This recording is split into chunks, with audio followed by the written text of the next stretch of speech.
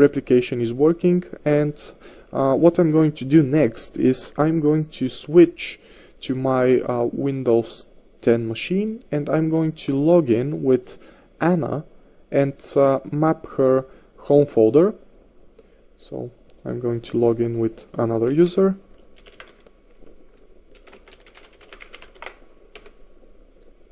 Oh, I forgot Anna's password. Now I'm going to log in with Anna's account.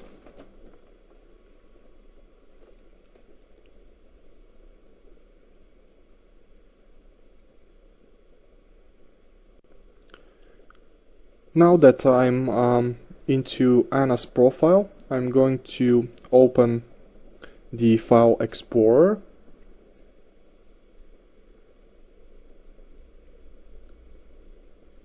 And in here, I'm going to use Computer, Map Network Drive,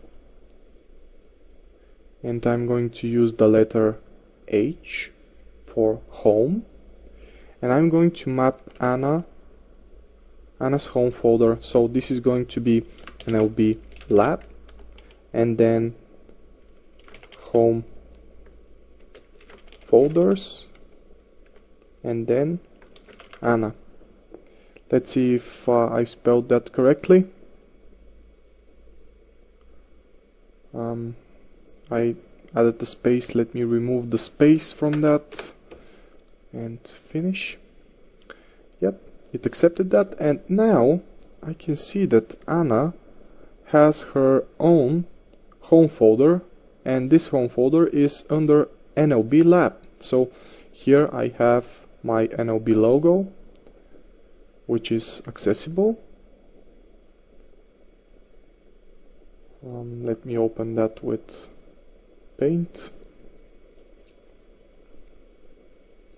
There it is. And I have the Documents folder with the really important information in it. What I'm going to try, just for test, is I'm going to map Tom's shared folder here to see if my permissions are working correctly. So NLB lab shared home folders Tom,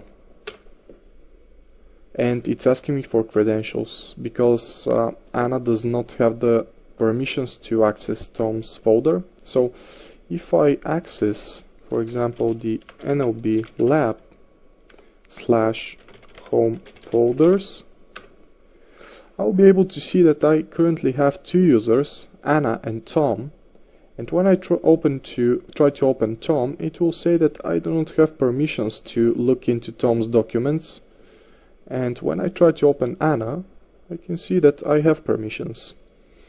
So I guess this is working, but just for testing purposes, to see if the replication is fully working, Anna will ask me to create another folder for her, which is going to be called